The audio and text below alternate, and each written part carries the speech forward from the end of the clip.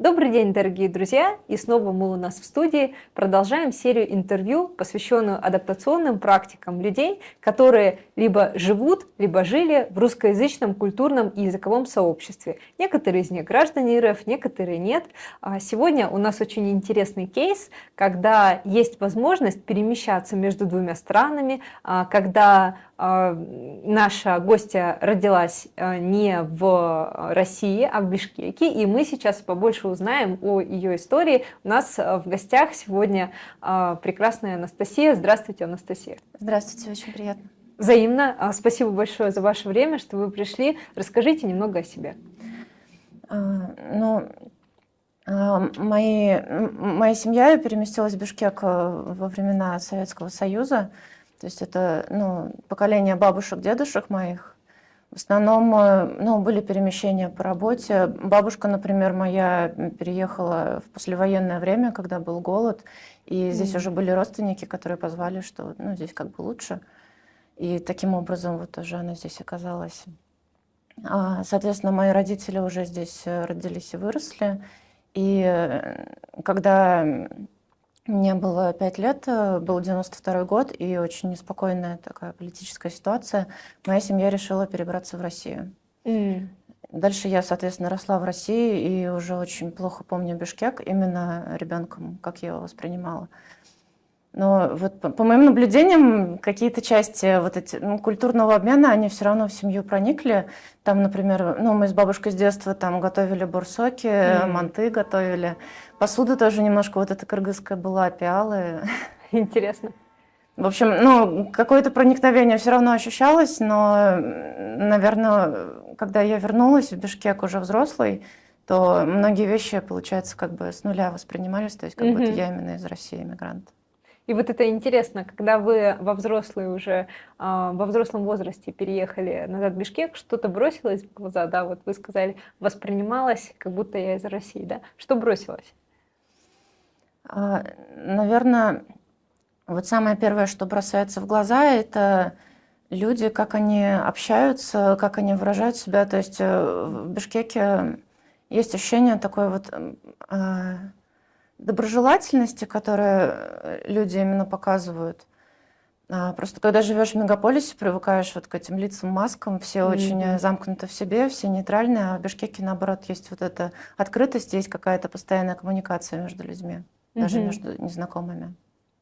Интересно, расскажите, пожалуйста, кем работаете, потому что у нас мы заметили, что иногда относительно профессиональной идентичности тоже строится образ жизни. Да? Допустим, айтишники, кто-то очень активный, но кто-то ведет такой довольно замкнутый образ жизни. Вот. Если это люди, допустим, творческих профессий, например, театралы, они вынуждены выходить в реальный мир, потому что им нужно социализоваться, им нужно работать в театре, да? И поэтому у них параллельно возникают какие-то связи, культурные практики они осваивают и так далее. Чем вы занимаетесь? Я занимаюсь графическим дизайном, я фрилансер. Интересно. Соответственно, с заказчиками по всему миру работаю удаленно. Есть ли какая-то разница между заказчиками местными и российскими? С кыргызскими заказчиками я, честно говоря, не работала. Между российскими и европейскими, например, я ощущала разницу. Интересно. Что касается контактов социальных здесь, в Кыргызстане, вы сказали, что ребенком вы уехали, и, конечно, никаких социальных контактов долгое время не было, да? Насколько я понимаю. То есть, или вы как-то дружили с местным населением, пока росли и социализовались в России? Нет, контактов почти не было, но потому что это было довольно давно, интернета не было, там письма очень редко ходят. Немножко общались с родственниками. Но потом родственники тоже перебрались в Россию, и, получается, контакт с Кыргызстаном, он такой уже не поддерживался. А когда сюда вернулись, вы стали ли заводить друзей из местных, да, или вы как-то часть контактов из России, можно сказать, вот как у нас, да, говорят, что мы перетащили часть контактов, мы все время созваниваемся, то есть вот как происходила социализация здесь? Мне социализация была в чем-то полегче, чем, наверное, некоторым другим иммигрантам, потому что у меня есть ребенок, и на детских площадках очень легко завести контакты как с другими переехавшими, так и с местными. Соответственно, здесь вот с несколькими местными мы познакомились, даже подружились. Интересно. И с иммигрантами тоже немножко контактируем. Ну, в основном через чаты познакомились с иммигрантами. Расскажите, у нас вот поднимается тема в рамках сегодняшних интервью, потому что это полезно для тех, кто планирует детей. Вы, получается, у вас ребенок появился здесь уже или на территории России? И как вы его устраивали в садик, например, да? То есть вот как происходило? Или устраивали ли? То есть как происходила социализация именно ребенка? Дочка родилась в России. На момент переезда ей было 3 года, сейчас ей 5,5. С садиком, ну, больших прям проблем не было. Была проблема только с выбором садика, потому что, по моим наблюдениям, в России более мягкое воспитание, более такое личностно ориентированное. Здесь тоже некоторые родители уже воспитывают таким образом, но пока мало.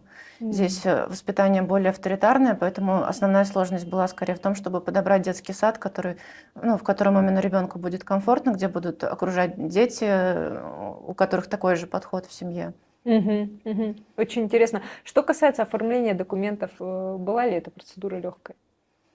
В принципе, да, нам просто нужно было медицинскую справку подготовить. Это была единственная вот задача. Дальше просто приносишь эту справку в детский сад и начинаешь ходить. Ну, мы в частный садик ходили. Интересно. В России вы жили в большом городе, в столичном? Ну, допустим, Москва, Санкт-Петербург. Да, я в Москве жила. Ага. И когда вы приехали в Бишкек, уже будучи взрослой, и были ли какие-то сравнения, наблюдения, да, разницы и схожих черт? Вот вы как-то сравнивали жизнь в этих двух городах? Что-то, может быть, эмоционально у вас возникло? Или какие-то бытовые рутинные дела показались не такими? Ну, помимо вот этого момента в общении, про который я говорила раньше, именно эмоциональность, если говорить именно о городе, то, конечно, очень бросаются в глаза небольшие расстояния по сравнению с Москвой. То, что можно легко везде добраться, то, что можно много пешком ходить. И, ну, вот из неудобств, наверное, было то, что нет метро, и очень непривычно пользоваться общественным транспортом. То есть здесь прям не хватает машины. Понимаю. По поводу машины, есть ли у вас транспорт? Нет, у меня нет транспорта, и раньше он мне никогда не нужен был, но сейчас я уже понимаю, что необходимость Инфраструктура есть. Да. требует, да? Да, потому что общественный транспорт все-таки, ну, не настолько здесь удобен. Все, что касается бытовых вещей, справок, регистрации, да, то есть вот мы, когда переехали, мы регистрацию сделали довольно быстро, и спасибо большое хозяйке квартиры, что она нам помогала. А как у вас происходило? Вы быстро нашли квартиру? Вот остались ли какие-то контакты еще из-за того, что у вас семья здесь жила какое-то время? Ну, мы квартиру искали, в принципе, как все, просто через интернет, Через объявления, да. Проблем именно с арендой не было, с поиском. Были проблемы с выселением, честно говоря, потому что, я не знаю, может быть, это нам так везло или это какая-то культурная особенность, но несколько раз нас выселяли, потому что квартира понадобилась родственникам. Это интересно. Кстати, да, мы сами не сталкивались, но мы тоже слышали такие истории, поэтому понимаю, очень интересно. Что касается восприятия культуры, понятно, что если вы в детстве готовили, да, местную еду и, соответственно, одевались здесь, то, может быть, это воспринималось уже как часть чего-то родного или нет? Вот у меня такой вопрос. Меня удивили национальные костюмы на улицах, потому что в России такого, ну, не увидишь. А здесь очень интересно интегрирована вот эта местная культура в современную реальность. То, что женщина может там в чапане идти спокойно. Мужчины в колпаках иногда встречаются. Ну, то есть для России немножко мне это, ну, по сравнению с Россией, мне это было немножко удивительно. И мне это скорее понравилось, и то, что вот эти национальные узоры, они интегрированы в архитектуру, в том числе в советскую. То, что на плитках можно какой-то узор тоже кыргызский встретить. Ну, вот мне это очень понравилось. Мне кажется, что это хорошая практика, которую другим странам тоже стоит на заметку брать.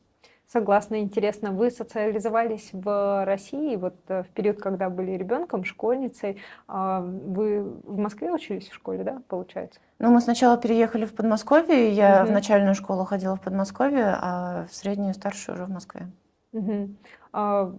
Когда вы переехали сюда, заметили ли вы разницу вот между взрослыми людьми, которые вот как будто бы социализовались, ну и они социализовались здесь, на этой территории, да, а вы, соответственно, в Москве и в Подмосковье. Заметили ли вы какую-то разницу в подходе к образованию, в подходе к воспитанию? Вот про авторитаризм вы уже сказали, да, точнее, про авторитарное воспитание, конечно, не про авторитаризм. Вот, это вы сказали. А что касается какого-то взрослого подхода к жизни, да, подхода взрослых к жизни, заметили ли какую-то Ну, в разницу? первую очередь я по подросткам вижу разницу. Взрослые, мне кажется, уже как-то выравниваются немножко.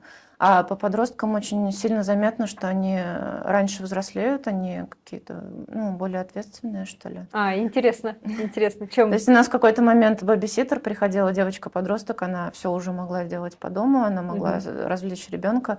То есть, ну, и я вижу, что очень много подростков, вот я в детстве, например, много подрабатывала, еще пока в школе училась, ну, там на каникулах. И здесь вот это до сих пор распространена практика, что дети тоже на себя какую-то ответственность берут. Как проводите досуг здесь? И похож ли этот досуг на то, как вы проводили его в России? Наверное, скорее не похож. Здесь, наверное, чаще это какие-то выезды на природу. Мне очень нравятся здесь горы, каньоны. Именно, ну, вот эти однодневные поездки, то есть не какие-то большие путешествия, когда на выходные просто можно выехать из города и полностью поменять обстановку. В Москве это, ну, скорее был такой досуг, что либо по городу погулять, либо съездить на какую-то выставку, пообщаться с друзьями. То есть здесь все-таки немножко по-другому. Что касается поездок, вот вы ездили ли за рубеж из России, не в Центральную Азию, а, допустим, в Европу или в Америку, или планировали, может быть, съездить, да, и этой же перспективы, этой же идеи здесь? Вот была ли такая практика, и вообще планируете ли вы, может быть, здесь визу открывать, да, то есть Кыргызстан и другие страны? Вот как думаете, легко ли здесь сделать эти документы, да? Есть ли вообще желание куда-то поехать? Ну, я пока, честно говоря, не пробовала. Но именно отсюда куда-то выезжать, кроме России. То есть я ездила навещать родственников. Из России, да, я раньше, ну, до ковида еще мы ездили раз в год либо в Европу, у нас поездки были, один раз в Китай ездили. Интересно. Китай здесь ближе, да, то есть можно запланировать, это интересно.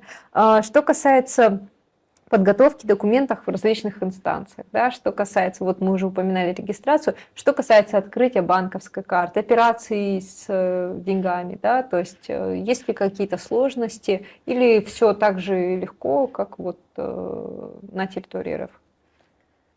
Мне кажется, здесь менее удобный интернет-банкинг, и мне как-то сложнее к нему оказалось привыкнуть. А в остальном я не видела каких-то сложностей с открытой картой, может быть, потому что мы довольно быстро переехали после начала войны. И, насколько я знаю, тем, кто приезжал позже, им уже немножко посложнее было карту открывать. Понимаю. Уже успели где-нибудь здесь побывать именно как туристы? Ну, я посещала музеи, но в основном это было без экскурсии, а просто вот походить, посмотреть. Интересно. А удалось съездить на Иссык-Куль или пока нет? На Иссык-Куль вот только в рамках однодневных поездок. Но еще на самом деле, пока я жила в России, мы сюда приезжали именно как в отпуск на Иссык-Куль. Интересно. То есть это место оказалось уже знакомым, поэтому не нужно было... Ну, Бишкек я тогда только мельком видела, а вот на Иссык-Куле мы тогда пожили. Мне тогда очень понравилось. Здорово. В Оше были? Нет, в Оше. И как правильно, в Оше или в Оше? Вопрос, да. Я тоже не знаю. Вот мы вместе с вами, дорогие друзья, открываем и исследуем кыргызскую культуру как переселенцы. Напоминаю, что наше интервью посвящено практикам адаптации. И мы поговорили о культуре. Давайте поговорим о языке. Была ли мысль начать учить кыргызский язык? Да, была, но я пока так и не собралась, потому что, ну, вот это первое время в каком-то состоянии немножко шока находишься, плюс вот эти переезды постоянные. Ваше первое время пребывания в Кыргызстане, да, чем оно запомнилось? Что бросилось в глаза? Самое непривычное это было обилие солнца. Мне его очень не хватало раньше, может быть, потому что я здесь родилась и как-то, видимо, предрасположена была. И очень хорошее настроение первое время было, несмотря на все вот эти сложности, был какой-то такой душевный подъем.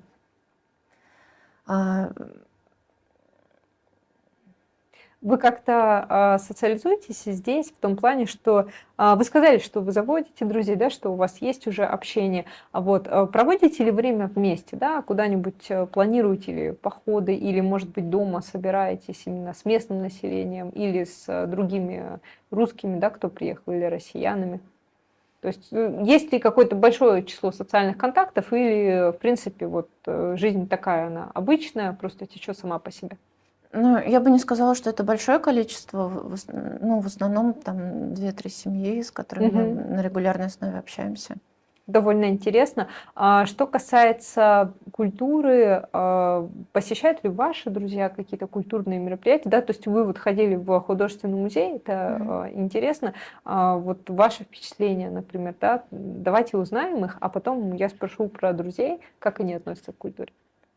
В музее я ходила на лекцию по японской культуре, поэтому это Да, не совсем в тему нашего интервью получается. Я немножко посмотрела экспозицию, но хотелось бы, конечно, больше времени этому уделить. То есть я думаю, что я туда еще пойду. А друзья планируют обычно какой-то досуг, который, допустим, посвящен именно кыргызскому национальному танцу, например, или кыргызской национальной музыке? Или сейчас уже культура так смешалась, что, в принципе, мы можем посетить какое-то событие, связанное с иностранной культурой, да, и особенно, наверное, именно на кыргызскую культуру не делается акцент, просто если есть какое-то интересное мероприятие, можно сходить. Согласна.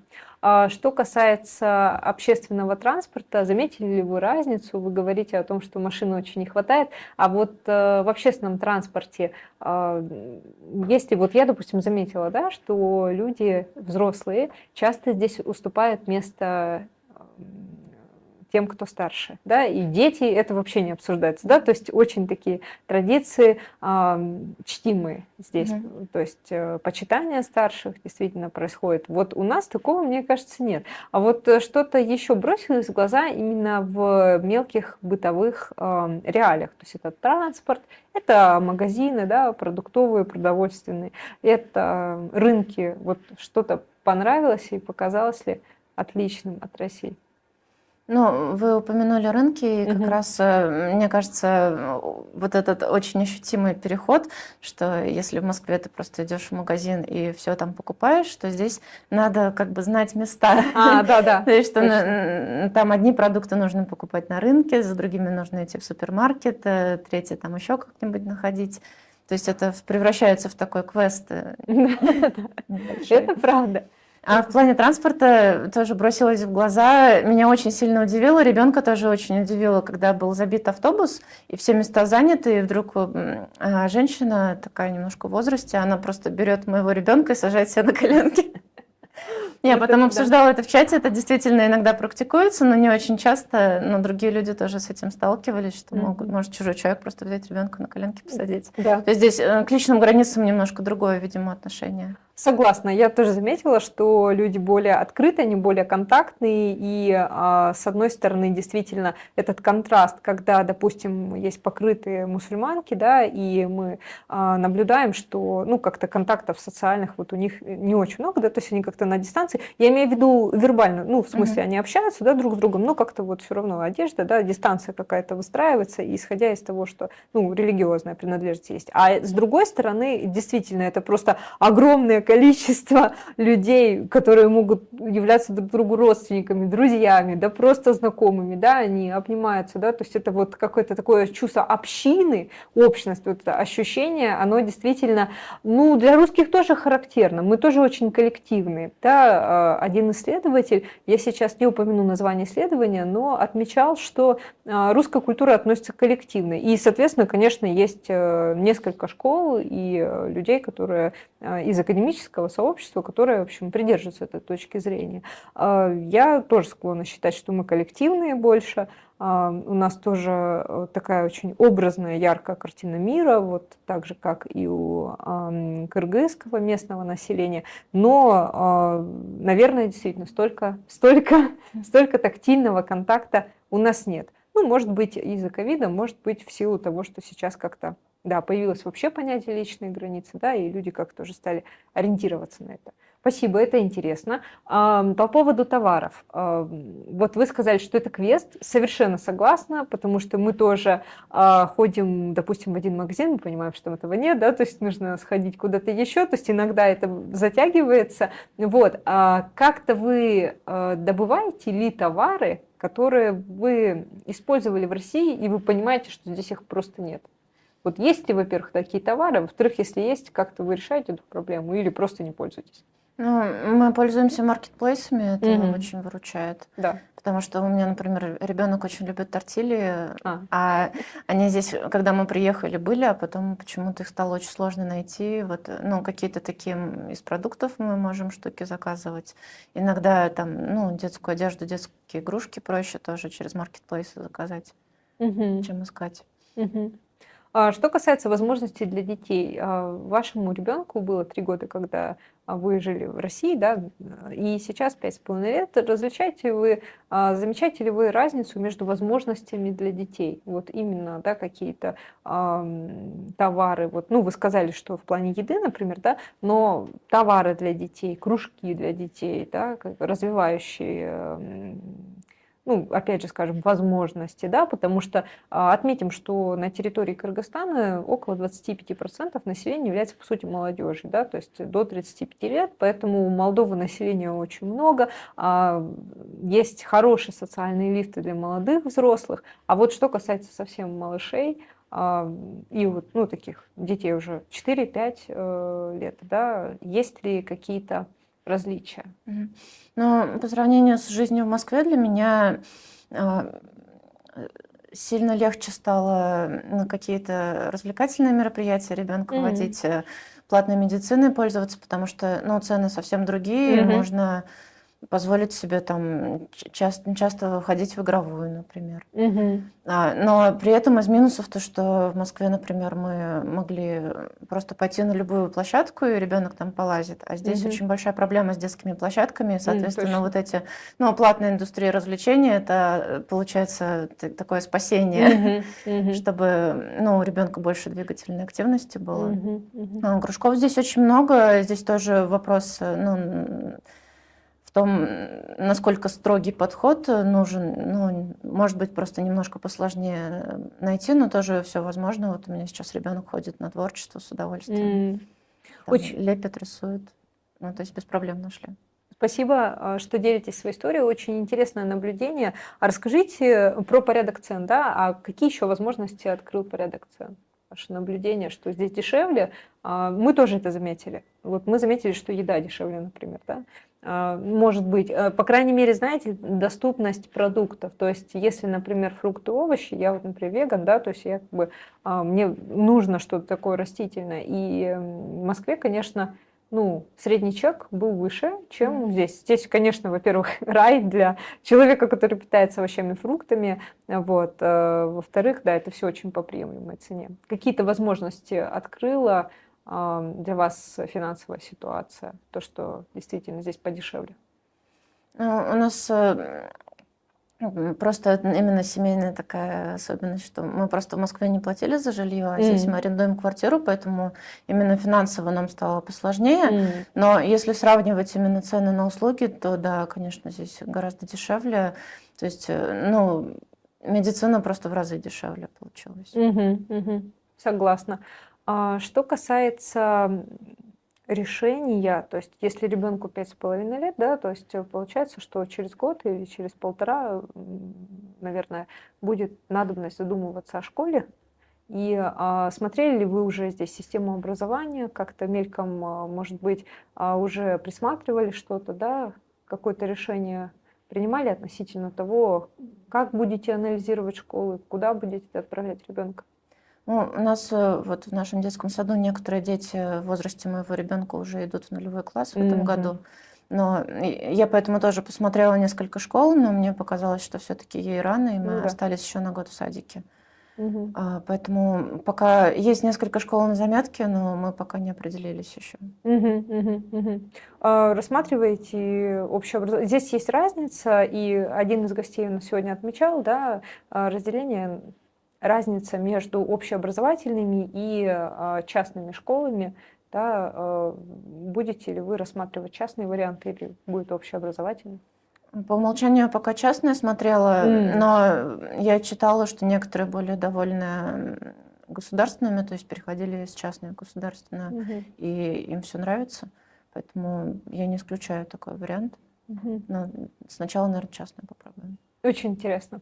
Что-то показалось ли таким трудоемким при попытке и при успешной попытке, да, обжиться здесь? Вот были ли какие-то вещи, которые, ну вот, либо не давались, либо это трудно было принять, либо это было странно? Не обязательно в плохом ключе, да, просто это могло, ну, действительно занимать какое-то время. На это уходили какие-то усилия, ресурсы. Наверное, сейчас так сходу не могу сказать. Ну, это и понятно, потому что, во-первых, это было несколько лет назад, а во-вторых, ну вот нам, наверное, было сложно, отвечая на этот вопрос, да, я делаю подводку, потому что мы можем, может быть, что-то вспомнится, да, может быть, мы плавно перейдем уже к следующему блоку наших вопросов. У нас, наверное, была вот эта разница с арендой жилья, да, мы арендуем жилье, и мы смотрим, что мы видим, что цены на жилье здесь, ну, как в каком-нибудь субъекте Российской Федерации, наверное. То есть не как в Москве, но они и не такие дешевые, как в субъекте, да, то есть это какое-то вот среднее такое ценовое пространство, и с одной стороны, и как-то вот мы на это попались, да, мы подумали, ой, да ладно, это вроде не очень дорого, а потом, когда ты ежемесячно платишь, это накапливается, и возникает какая-то усталость. Вот, наверное, вот это для нас показалось таким моментом, таким паттерном, который со временем, это вот как ты берешь рюкзачок в поход, и кажется, что он весит немного, а когда ты на гору поднимаешься уже, да, уже или начинаешь спускаться уже в конце похода, этот рюкзачок, в общем, кажется таким довольно тяжелым грузом. Вот, поэтому то, что касается аренды, ну, мне кажется, это в любой стране выматывает, если ты арендуешь. Я согласна, да, с арендой. Нет вот этого базового чувства безопасности, что ты всегда будешь способен оплатить себе жилье, что ну, что там ты, например, вкладываешься в уют, в комфорт в жилье, что ты еще будешь в следующем месяце здесь жить. То есть все равно сложнее почувствовать себя дома и расслабиться из-за этого. Сфера услуг. Пользовались ли вы здесь, например, услугами психолога или услугами такого, может быть, или бьюти-услугами, да, то есть, ну, пользуетесь или пользовались, и есть ли с чем сравнить вот с Россией, да, то есть видите ли вы разницу? Это могут быть не обязательно те услуги, которые я перечислила, это могут быть, допустим, языковые курсы, да, это могут быть, может быть, вы совершенствуете свои знания как графический дизайнер, может, вы покупаете какие-то платные пакеты, да, то есть это может быть профсфера, это может быть просто сфера услуг бытовая, и видите ли вы разницу между сервисом России и сервисом Кыргызстана? Именно профессиональными услугами я здесь, ну, в области профессионального развития не пользовалась. А в бьюти-индустрии я не заметила большой разницы со спальным районом, где я жила. Но, то есть здесь просто разный ценовой уровень есть. И в Москве тоже, ну, то есть можно в дешевую парикмахерскую пойти, можно в дорогую. То есть это вопрос денег скорее. И там, и здесь. Отсутствие метро, как это сказывается на жизни или, в принципе, наоборот, думаете, что спокойно, хорошо? Как считаете? Ну, так как здесь очень жарко летом, мне не хватает такого общественного транспорта, в котором можно комфортно перемещаться. Я из-за этого начала осваивать самокат, потому что на нем не так жарко летом ездить, но с другой стороны, здесь дороги тоже не очень подходят для самокатов, и получается, что все равно приходится такси пользоваться довольно часто. По поводу инфраструктуры, пользовались ли вы, ну, точнее не пользовались, а посещали ли вы парки в Москве, например, ну, может часто, может время от времени, и здесь, да, здесь, в общем, Бишкек довольно зеленый город. Есть ли какие-то комментарии по поводу того, как обстоят дела, как обстоят дела с озеленением в Москве и здесь? Парки я посещала и там, и здесь. Здесь очень грустно смотреть, как вот эти очень красивые вековые деревья просто срубаются под корень. А, Ну, я не проверяла, насколько это правда, но мне мама говорила, что раньше Бишкек входил в десятку самых зеленых городов мира. Интересно.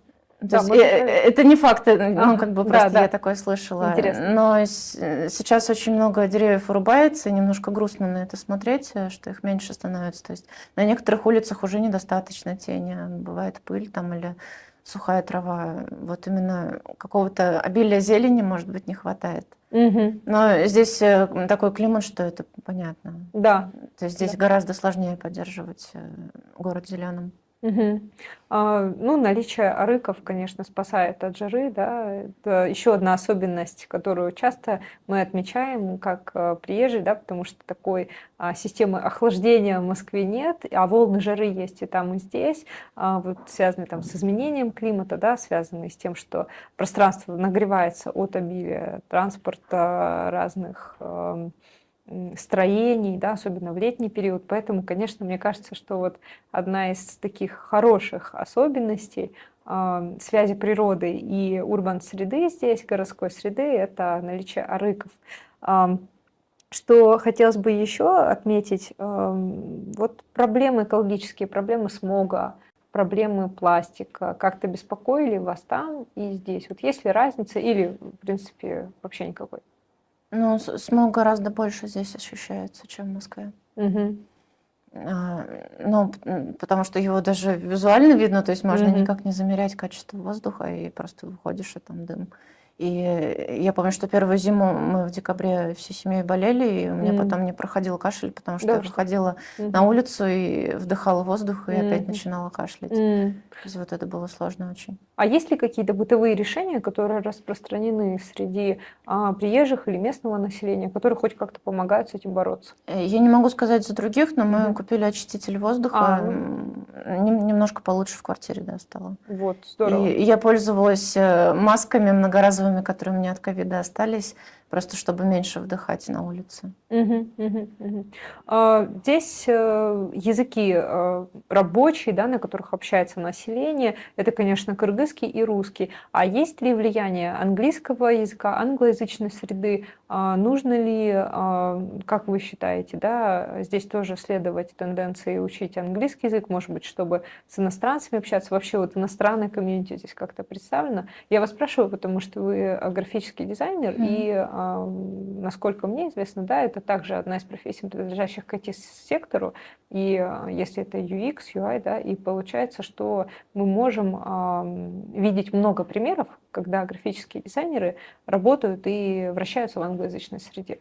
Вот что скажете про английский язык здесь? Ну, в моей работе, конечно, английский очень нужен. Я не знаю, насколько именно местные люди хорошо его знают. То есть мы именно с местными не Ну да, общались, конечно, на ну английском. конечно. Но здесь попадаются тоже иностранцы. То есть мы даже вот на детских площадках с иностранными мамами знакомились. Мгм, мгм. Очень интересно. Да, мы тоже замечаем здесь, да, представлено, наверное, сообщество из Кореи, из Китая видели, из Европы, европейцы, да, Американцы тоже есть. американцы, да, и, в общем-то, многие из этих людей общаются именно на английском языке. Вот.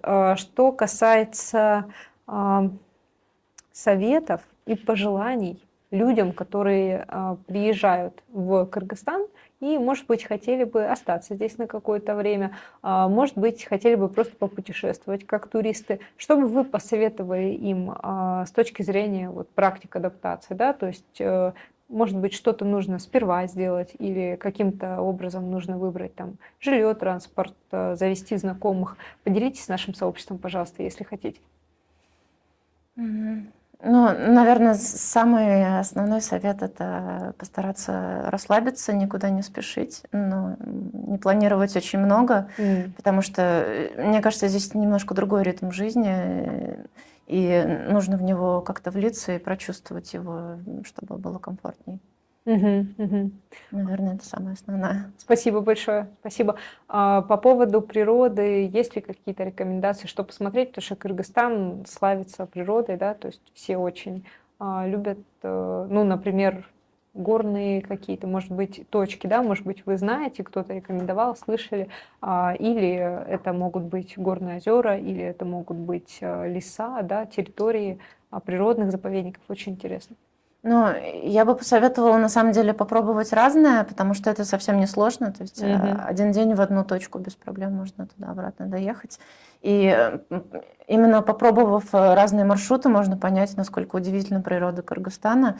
То, что здесь от каких-то более-менее привычных хвойных лесов, например, можно переместиться к каньонам, которые вообще, какой-то совершенно инопланетный пейзаж. Можно посмотреть Иссык-Куль, который меняет цвета просто в течение дня несколько раз.